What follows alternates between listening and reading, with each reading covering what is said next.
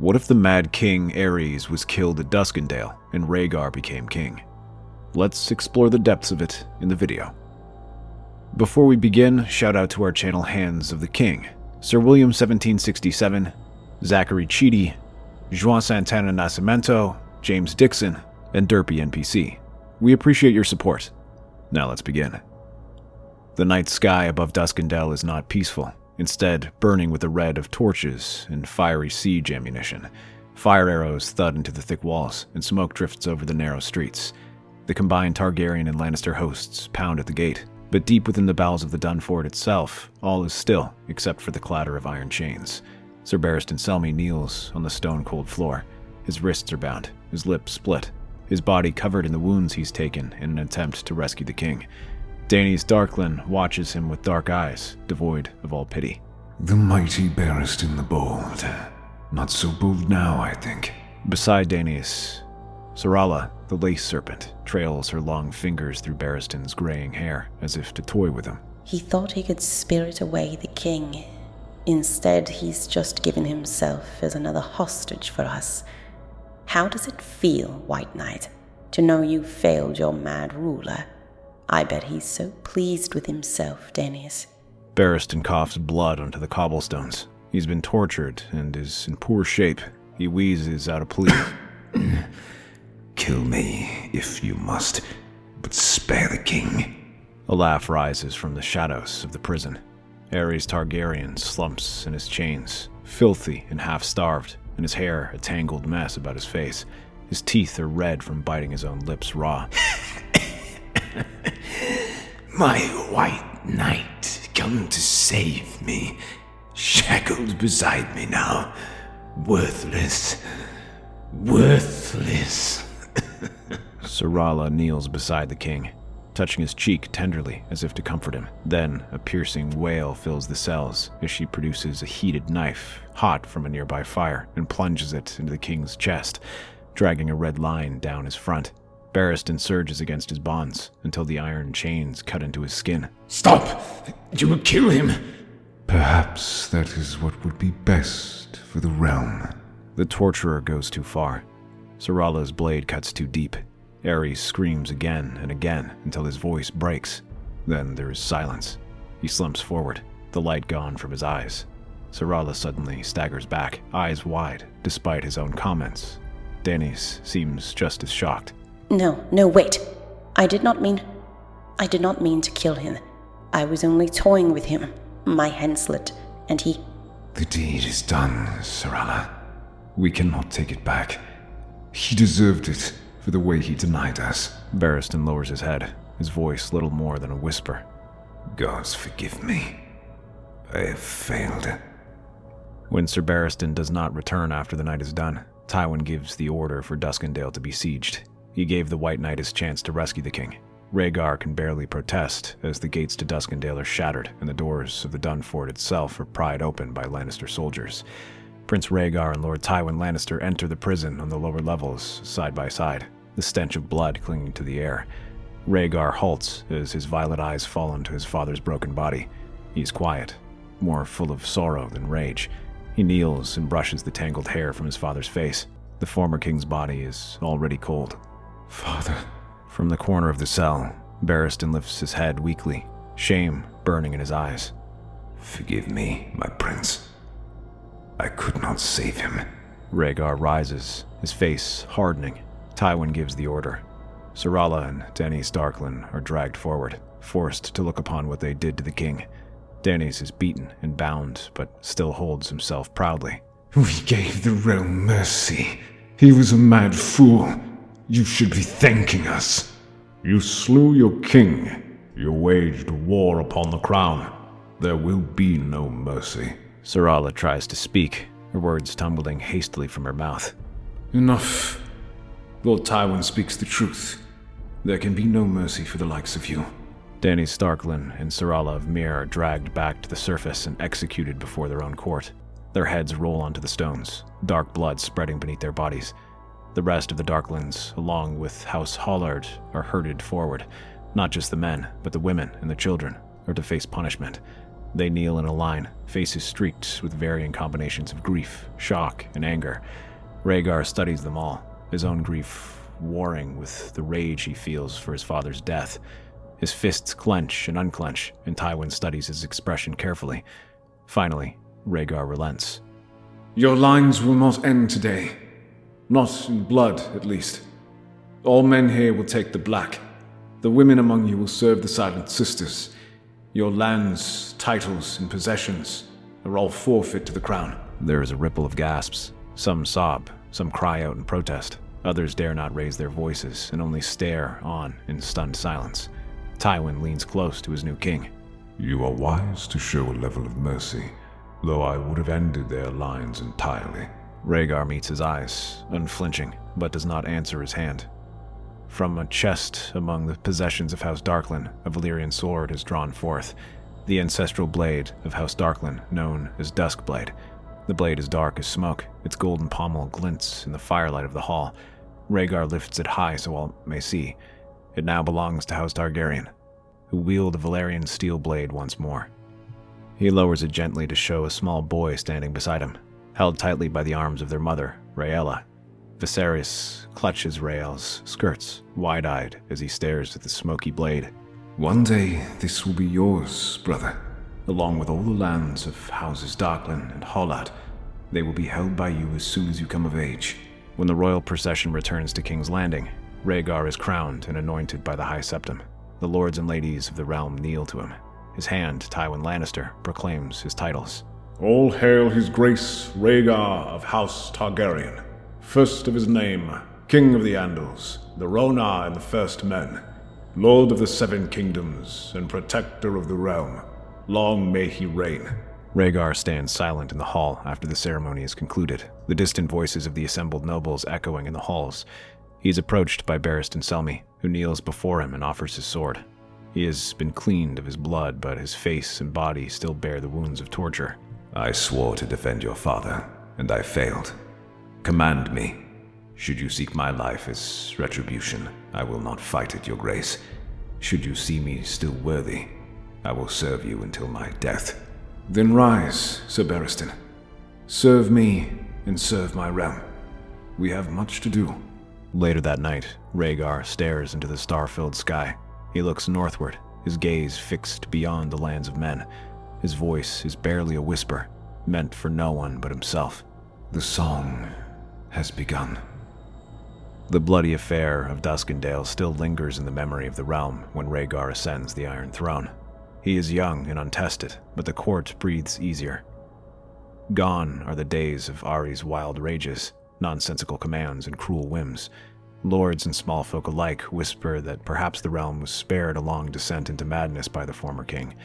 In the council meetings, the contrast between king and hand becomes clear. Rhaegar listens and weighs each word before every reply. His demeanor is measured and calm, his voice often touched by melancholy. Tywin Lannister speaks with sharp precision, his words cutting like a sword through the fog of each debate. Lords grow used to the contrast, a hand of steel and a king of song. Barristan Selmy, though scarred by the dungeons of Duskendale, renews his oaths to the Kingsguard. Still, the guilt never leaves his eyes, nor his heart. He had sworn to protect the king, yet he had been chained beside him when Aerys drew his final breath. Rhaegar continues to remind him that he has forgiven him. No one man alone can hold back the tide of death. The first urgent question of Rhaegar's rule soon arises, the matter of marriage. A king so young and untested must bind himself to a great house. Names are thrown around by the small council: Elia Martell of Dorne, Ashara Dane of Starfall, and Cersei Lannister of the Rock are three favorites. Tywin presses the hardest for his daughter. Gold, ships, and soldiers are offered. Lannister wealth to secure Rhaegar's throne for generations. Her presence is not missed by the court, who whisper the true motivations between Tywin bringing her to the capital. She is beautiful and graceful, but some lords protest that the Lannisters overstep their privileges. My daughter is a woman of the noblest birth, and in possession of remarkable beauty. It is only natural that our two houses should join, Your Grace. I see. I had a different bride in mind, but the time is not right for it. And who might this other bride be? It does not matter, Lord Hand. I will marry your daughter, and our houses will be joined. Rhaegar agrees at last, though prophecy still tugs at his heart. The visions he's seen and the songs he's heard have sung a union of ice and fire, not one of fire and rock. The king speaks not of love when he announces the marriage, but of stability and the realm's need for a continued peace. The wedding comes swiftly, and wedding bells toll over the city as throngs of small folk crowd the streets to glimpse the lioness who will be queen. Cersei Lannister shines nearly brighter than the sun, her heart light with joy. She has dreamed of this day ever since she was a girl, when her father first spoke to her of a silver-haired and rubied prince who played the high harp and sang in a voice so sweet. Now that dream would become true for her. I've dreamt of this day, my king. Of our houses joined, of us happily side by side. Nothing could give me greater joy than to be here at your side. Your fondness flatters me, Lady Cersei. I too have had dreams of this day, though not in the same way as you. I've seen us together, and happy. Let our union be strong. Their marriage, for all of Rhaegar's distance, proves fruitful. Within the first year, Cersei swells with child. Her joy knows no bounds. She tells the whole court of how the blood of the lion and dragon have been bound together by her, and that her children can't help but be strong and healthy. She prays nightly that her child will be a son, and already Rhaegar has begun composing a song for their child. When the time comes, Cersei's prayers are answered twice over. Twins are born to the royal couple. A boy first, healthy and strong as Cersei had promised, and named Aegon after the conqueror. A girl follows, fierce in her first cry, named Visenya. Both are crowned with soft golden curls, their eyes striking shades of violet. The realm marvels. The blood of the dragon and the lion has now truly been joined. Tywin Lannister stands taller than ever among the court, his pride scarcely contained as he gazes on his growing grandchildren, the future heirs to the realm. Even Barristan Selmy, hardened by his regret, allows himself a rare smile at the sight of the children. Cersei is radiant, fulfilled. She cradles her children as though they are proof of her triumph, the binding chain that ties Rhaegar to her. Each night she watches her husband bend over their cradle, and she believes that in these quiet moments he must surely love her. She prays that distance between them will close, but there is distance still. Rhaegar is gentle with her, kind even, but his hours belong to other pursuits.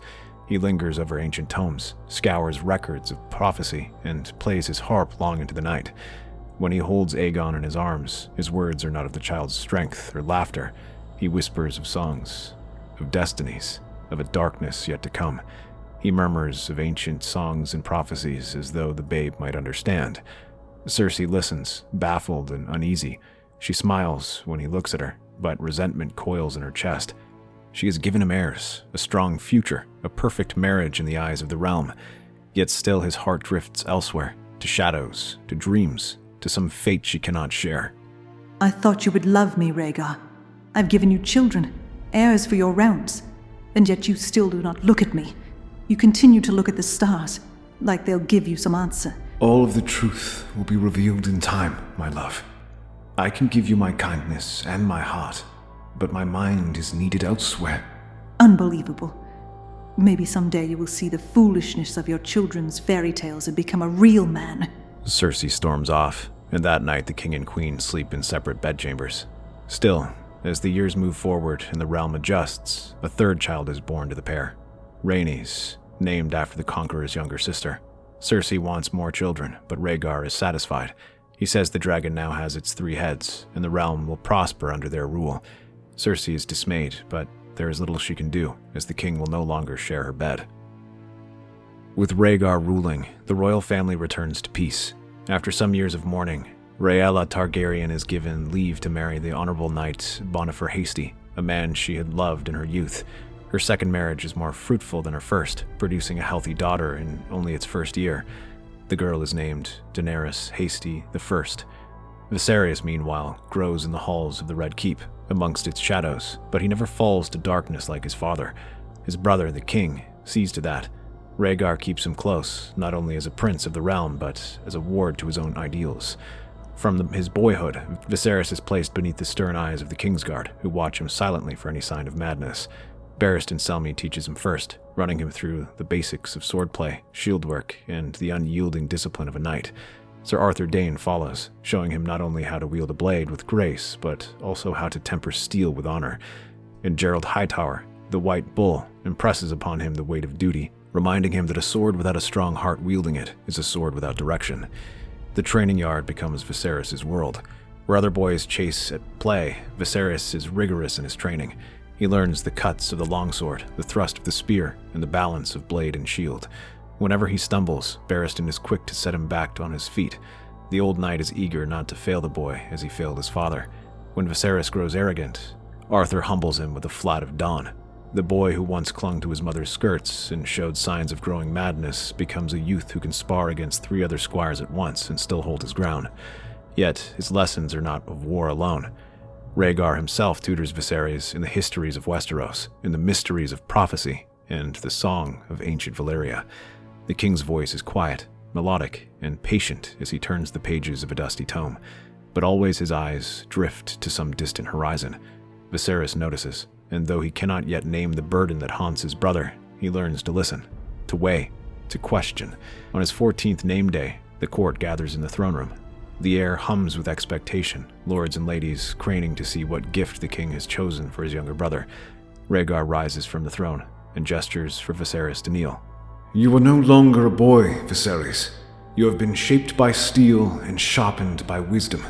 Today, you shall bear the weight of both. A chest is brought forward, and from it Rhaegar pulls Duskblade, the golden hilt gleaming and dark blade rippling. Its edge sings faintly as it cuts through the air.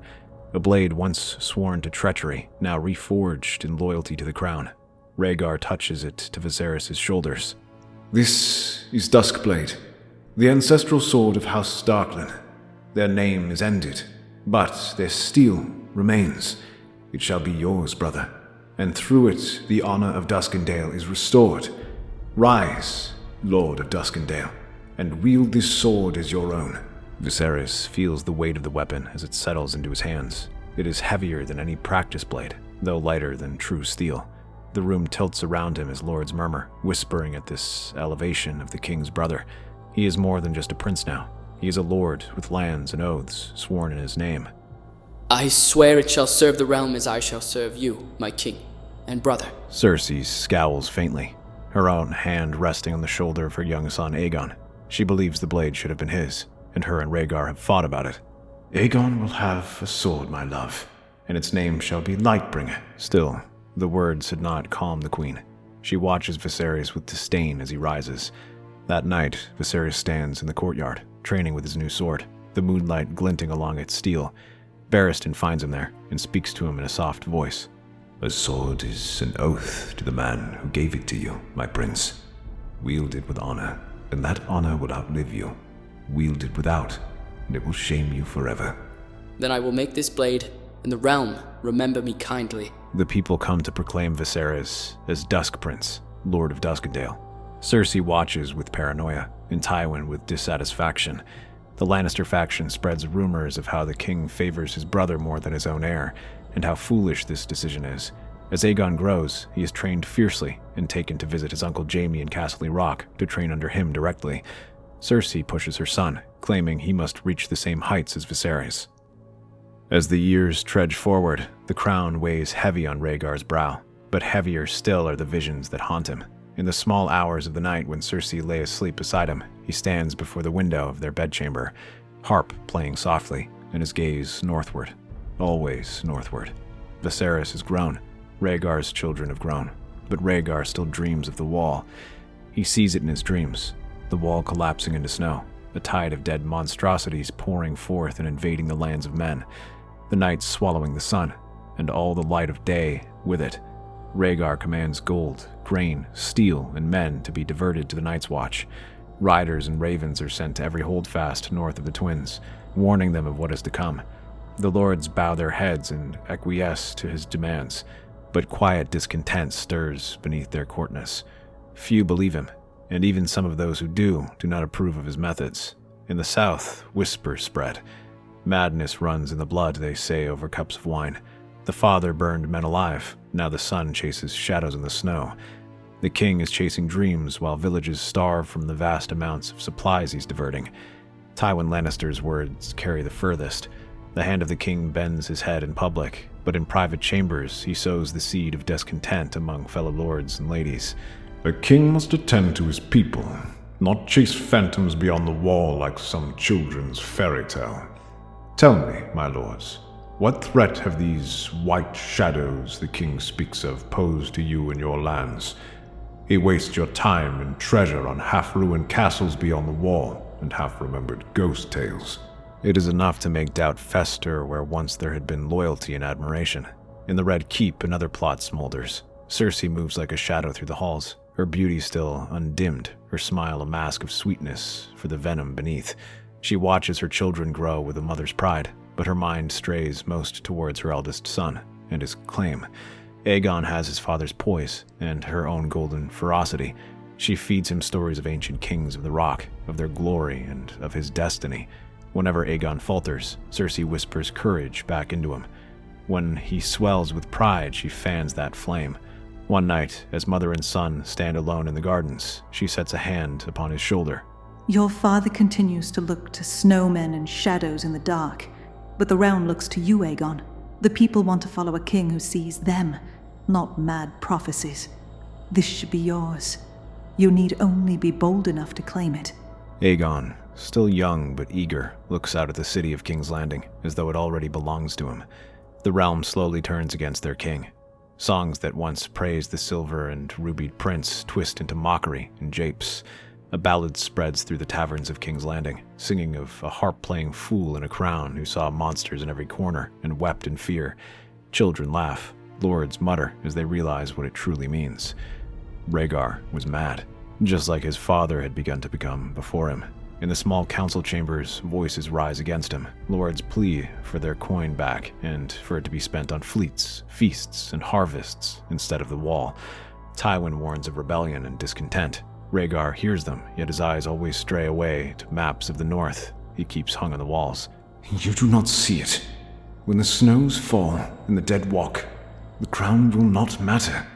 No feast will be had. No harvests will be reaped. This was the war of wars. Nothing beyond or before it needs to be discussed. Beyond the wall, the true storm gathers, just as Rhaegar says. The Black Brothers see strange, blue eyes glowing like distant stars in the night. Entire wildling villages vanish. Patrols ride out into the haunted forest and do not return. In the heart of a blizzard, the Night King walks onward, tall, gaunt, and strangely beautiful with a crown of ice and bone. With him come rotting giants and gigantic spiders woven out of ice and spell. He searches for the Horn of Winter, digging in snowdrifts and tearing open ancient tombs. In the Red Keep, Selmy walks the halls of the Red Keep with a heart that feels as heavy as his armor. He sees his king mocked, an unprepared prince exalted, and a queen who whispers lies behind her husband's back. The realm is blind to the true danger. At first he did not believe, but as Rhaegar's prophecies grew stronger and his will remained firm, all of the Kingsguard each come to believe him. All night and day, Barristan trains with Viserys, the young man striking hard and fast with Duskendale, the dark steel ringing across the yard. Barristan watches him grow stronger, more certain, and Barristan only prays Viserys will live to grow old like him. As their practice comes to an end one day, Viserys speaks his mind. The people are foolish. They only believe what their eyes can perceive. Just because the dead have not yet marched does not mean that they will not. Not even my nephew and nieces see it. All of them are blind. They fear what they do not understand, my prince.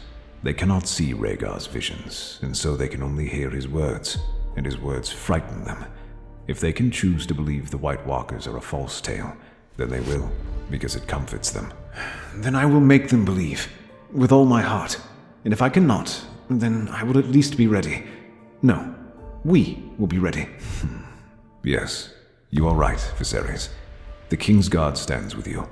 All of us stand with our king, no matter what the night will bring for us. Despite the efforts of Rhaegar and Viserys, the realm tears itself apart. The banners of the Stormlands and Riverlands rise to answer Rhaegar. The veil is splintered between the crown and Prince Aegon. The Westerlands and Reach declare openly for the rebellion, turning against the king. Tywin has had enough of Rhaegar's refusal to rule. Cersei has grown tired of being set aside like some toy Rhaegar has grown bored of. Aegon has become convinced to take what he believes is his, the Iron Throne. Half the realm bends their knees to Aegon and his sister wife, Visenya.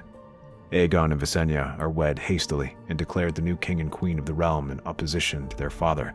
They flee from King's Landing in the night and roost in the Westerlands, where the bulk of their support lies. As fighting breaks out on the border between Westerlands and Riverlands, Visenya fights beside Aegon, living up to her epithets of the former warrior queen. Aegon himself is deadly with a blade, taking after his uncle Jaime, who now drills him day and night to improve his swordmanship. Tywin spreads rumors that Rhaegar planned to disinherit Aegon and his daughters in favor of his brother Prince Viserys. After all, he gave him lands and a sword and gave his son nothing. The crownlands burn. Villages and keeps once loyal to Rhaegar become battlegrounds. Neighbors cutting each other down for swearing the wrong oath. Men call it the second dance of the dragons, son against sire. Viserys rides with half the Kingsguard, seeing blood spilled in open war for the first time. At 14, he had been made a lord. Now at 21, he sees war for the first time in his life. It is nothing like the songs. There is no glory and honor, only mud and blood. The war is fought in brutal, sudden skirmishes all across the realm. At Stokeworth, Tyrell outriders clash with loyalist knights. The field is left red, and the keep is torched, and Aegon's forces grow dangerously close to the capital. At Pink Maiden, in the Riverlands, Aegon's banners fly high now, as he has taken the castle. He styles his banner as a standing golden lion with a dragon's maw, red wings bursting from its back and orange flame pouring from its mouth, all on a field of black. Visenya is the very image of her namesake, her hair tied in a long golden braid as she rides beside her brother in black plate. With a sword in her hand and a crown upon her brow, songs begin to spread of her as a warrior queen. Aegon, while fierce, is never as distant as his father. He speaks of true problems and solves them. He never whispers of mad prophecies or foolish tales. My father wanted and waited for war so long, but it never came. Let's give him one. We will cast him down and take the crown from his brow. We have no need for a false dragon, when a true one stands before you right now. The war drags on. Men die for castles that change hands twice in a month. The Riverlands are drowned in fire and blood. Sir Arthur Dayne leads the Kingsguard and raids that keep Aegon's bannermen off balance. But it is a tide that cannot be held forever. At Duskendale, Viserys holds his first true command. The Lannisters come in the night, Bannisters golden even in darkness. Viserys rallies his men, Dusken blade gleaming in his hand. He cuts down a knight whose lion helm is stained crimson, feels the shock of life leaving the man through his steel. When the dawn breaks, the attackers are repelled, but the town smolders, its people silent with fear. Viserys, despite training for nearly all his life, does not sleep for nearly 3 nights after the assault. Barristan finds him staring at the bloodstains upon the walls. You did all you could, my prince. You defended your city, and your people still live because of you. You protected your brother's crown. At what cost? We are killing our kinsmen, Barristan. This is not what Rhaegar wants. This is not what I want.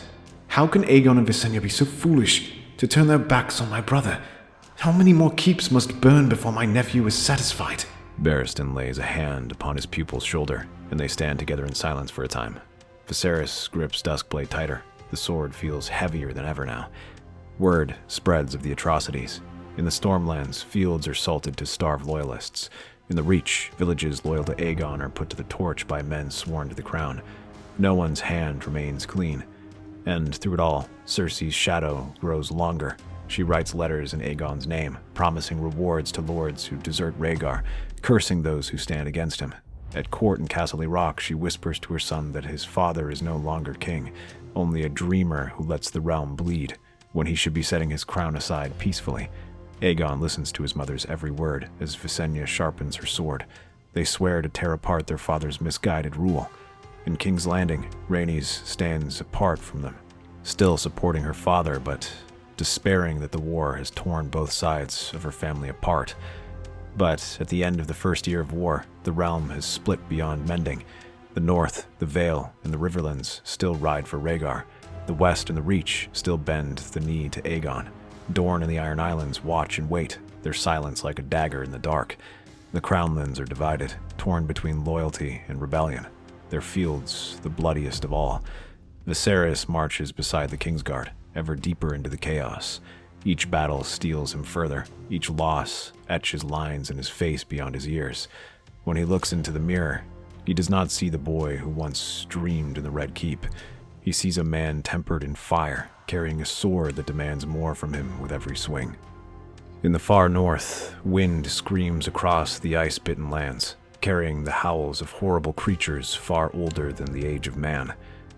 The king marches at the head of his host, eyes glinting like pale blue fire.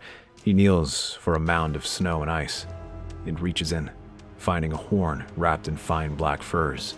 The war horn is ancient, banded by rings of rusted black iron, and as long as a man is tall. It hums with a power that resonates through the frost in the air. 3 wights step forward, stiff and hollow-eyed, their motions jerky and unnatural. The first wight takes the horn in his cracked, undead lips. The sound it releases is a sharp, shattering scream that splits the frozen air. Ice and magic ripple within the wall. The wight collapses in a cloud of gray ash. A fissure appears along the wall, only a hairline at first, but spreading into a wide, weeping wound. Waterfalls of frigid water pour from the cracks and gashes. The Night King beckons the second wight forward. It rises, trembling with jerky movements as it takes the horn and blows. A second blast rolls over the north like thunder. The sides of the walls shudder violently, blocks of ice breaking away and crashing into the icy waters below. The ground trembles, and the sea swells. The wight crumbles like the one before it. Finally, the third wight is beckoned forward, and its lips meet the horn. A final note shattering the brief period of eerie silence. The wall groans, splitting from end to end. The ancient barrier falls. Fortifications crumble. Men atop the wall falling hundreds of feet before being crushed and buried under thousands of tons of ice and snow. Most try to scream, but their voices are swallowed by the sheer cacophony of the wall shattering. Others try to leap, hoping to somehow survive, only to plunge into freezing waters of the shivering sea, never to resurface, or to land at the feet of the Night King's host, go still as they hit the hard earth, and rise again moments later as broken wights. Rangers attempt to flee southward, desperate to warn the kingdoms. They ride through the broken passes, hooves thrumming against snow and rock, but the dead are faster. Wights pour from the gaps, skeletal hands tearing at men and horses alike. Riders fall screaming, axes and arrows shatter against undead armor. The wind carries their last cries southward before they are swallowed by the cold. The army of the dead advances with no emotion, only magically enslaved discipline. Ice spiders crawl across the land, devouring any living souls they come across. Castles crumble under boulders hurled by undead giants. From a distance, the Night King watches it all with quiet patience, born from thousands of years of waiting for this. He raises his hand after each battle, adding all the dead to his army. They move in perfect unison, an unstoppable tide of cold death. No ravens escape. Those sent to carry word south are struck from the sky, feathers frozen mid-flight. Men die too swiftly for warnings to reach the rest of Westeros. The north bleeds, villages emptied, forests silent, rivers frozen and stained with blood. A lone rider might make it past the first lines, only to be cut down by the second. Entire keeps are overrun before a single alarm can be raised. The north falls with eerie silence and swiftness. Even the Starks are frozen in Winterfell. The path now lies open to the south, and the Night King marches south with the corpses of the Northerners bolstering his ranks. The South remains hopelessly unaware of the threat marching their way, too embroiled in their ongoing civil war to notice. Even the seas begin to freeze from the north downward, and wights descend upon the unprepared Iron Islands in undefended Vale. Viserys continues to lead troops in the Crownlands for his brother, fighting brutally against the rebels with a now hardened heart. They are winning, but the cost has been great on all the southern realms. The north has still not marched south, and without them, the turning of the tide has been painfully slow. All summons to the Starks have been answered only with silence. One day, Viserys is called into the war tent of Rhaegar. His elder brother waits inside, seated on a gilded throne, the color drained from his face. A raven perches sickly and pained on the table. Between them, one wing torn, a leg missing, feathers matted with blood. Beside it is a note smeared with red and grime, but still just barely legible. Rhaegar lifts it carefully, reading the words aloud. The dead have arrived in the Vale. The wall must have fallen. Undead bodies wash ashore. The sea between White Harbor and Sister Tun freezes solid. No word from the north. We need men and supplies diverted our way urgently. Signed, Lord Horton Redford. The dead have come, Viserys. and yet I sit here warring with my own son. Already? And the wall has fallen? Despite all we sent their way and all we've done to prepare? It can't be. We need to make peace, then march north immediately. Rhaegar's hands tremble as he feeds the letter to the fire, burning beside him in a brazier. We must make peace, as you say, and yet my own children, Aegon and Visenya, march with fire and blood in their hearts, not against the true enemy, but against me. We cannot count on our own family amongst our allies. We are surrounded by betrayal on one side, and death on the other. Then we must strike this rebellion down in one final battle. We draw Aegon and Visenya into a pitched battle, concentrate our forces into one spot where the dead will arrive, and when they see our true enemy, we can rally all the forces of men together against them. The twins. It is the last bastion before the Riverlands that we can fortify, if the North has truly fallen. Rhaegar considers the proposal and then exhales, a hand brushing through his silver hair. For a moment, he's no longer a king obsessed with prophecy, consumed by dreams. He is simply a father, scared for the fates of his children and family as a whole. The plan is agreed upon, and letters are drafted immediately and sent that night by Ravenwing to Lord Walder Frey. The dead are coming for the twins, intending to break through into the Riverlands and the rest of the south from there. Rhaegar and Viserys intend to meet them. Rhaegar's hand rests briefly on Viserys' shoulder, the gesture fleeting but weighty, and the pavilion falls silent, save for the distant sounds of war and a faint, icy whisper on the wind. The twins rise like two jagged teeth on the horizon, their towers dark and foreboding against the pale winter sky. The Green Fork divides the battlefield, slowing armies, confusing movements. Viserys rides through the mud and frozen snow, dusk blade in hand, heart hammering. Smoke curls from burning villages along the riverbanks, a reminder of the approaching enemy. Rhaegar's forces array on the eastern shore of the river. Valemen, Riverlords, Stormlands, and Crownlanders flank him, stiff with determination and exhaustion. The Kingsguard stand vigilantly by Rhaegar, their white cloaks dulled by mud and blood, but their swords ready. Across the river, Aegon and Visenya ride as one, golden banners snapping in the wind. Visenya is a warrior queen in full fury, her blade flashing, her voice ringing as she drives men back. Aegon, confident and cruel, leads the charge, cutting down those who waver. Their unity makes them dangerous, unstoppable. They are siblings bound by ambition and fire. Viserys' heart hammers in his chest, feeling every impact of a siege weapon, every clash of swords. Each man here is among the living, and yet are fighting against each other as the true enemy approaches. Rhaegar had intended to stall as long as possible to allow the arrival of the Night King to unite their causes. Aegon, though, did not hesitate to attack. Spurred on by Lannister ambition, he had initiated what was to be the final battle of his rebellion. From horseback, Viserys swings Duskblade, cutting through a fleeing knight, parrying a second, feeling the chaos of war ring inside his bones. Across the river, the Kingsguard hold in formation around the king, striking down any brave fools who wander too close. Still, Aegon is constantly trying to break through his father's ranks, either to capture him, or even kill him himself. It seems likely he will succeed with the whirlwind of steel that is Visenya fighting by his side. Viserys fights in a desperate blur of motion, struggling to get back to his brother and king. Then, the wind changes. A cold, unnatural breeze gusts over the battlefield. From the north, dead beyond number arrive. Scouts from atop the high towers of the twins blare horns in alarm.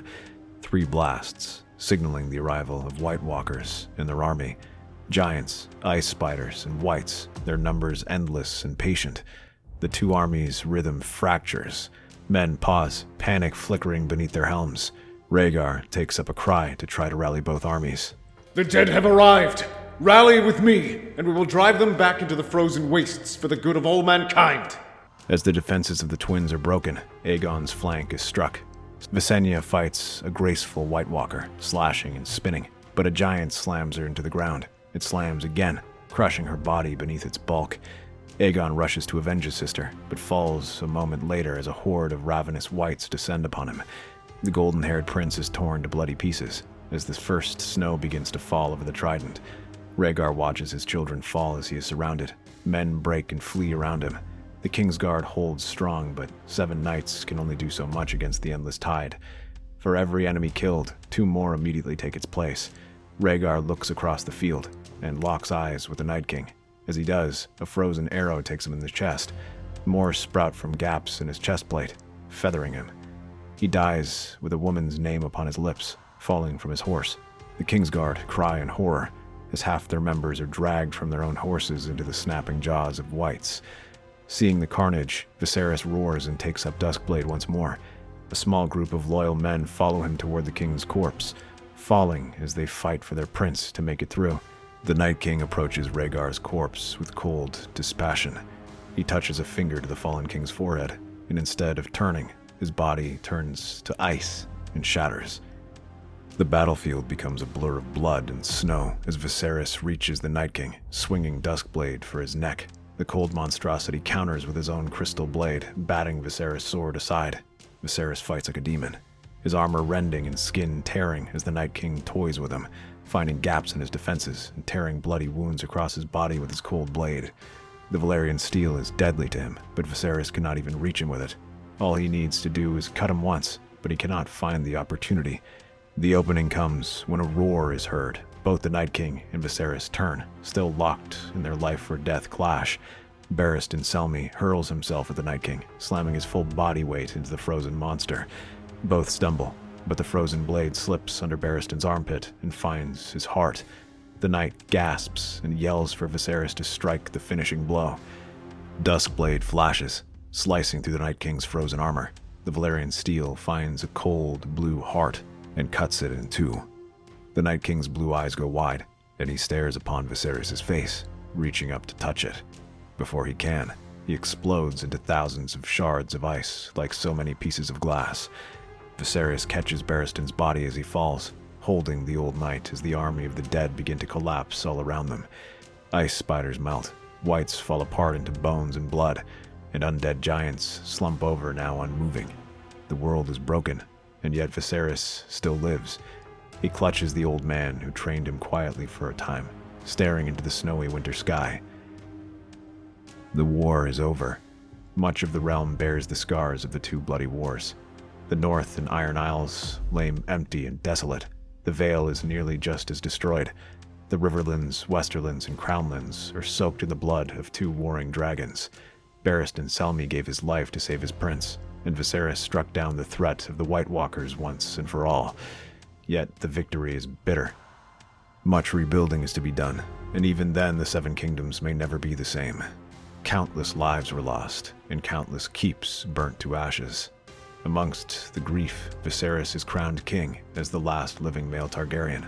He takes Rhaenys, his surviving niece, and his betrothed. Together, they begin the long task of rebuilding the kingdoms, until a child is born of their line. Daenerys Hasty, the young daughter of Rhaella and Bonifer Hasty, is entrusted into their care as temporary heir, a symbol of continuity and hopes the next generation can stabilize the realm once more. Under Viserys' guidance, the lords who survived the twin threats of civil war and undead invasion begin to rally. The Crownlands, Riverlands, and Vale slowly rebuild their armies, fortify their castles, and re-establish governance. The North remains a frozen and bloody wilderness, but the sparse survivors carry word of the new king and the defeated Night King, bringing the first flickers of hope to a land long shadowed by fear. Viserys governs with the lessons of his youth ingrained deeply, the discipline and honor taught by Barristan Selmy, Arthur Dayne, and Gerald Hightower, the patience and wisdom learned from Rhaegar, and the brutal knowledge that loyalty is fragile and the cost of hesitation can be catastrophic. He rules not for vengeance, nor for glory, but to ensure the survival and recovery of the realm. That's our theory. Westeros is a land filled with exciting stories and possibilities, and we love exploring them. If you want to accompany us on this journey across the Seven Kingdoms and beyond, then please like, share, and subscribe to our channel.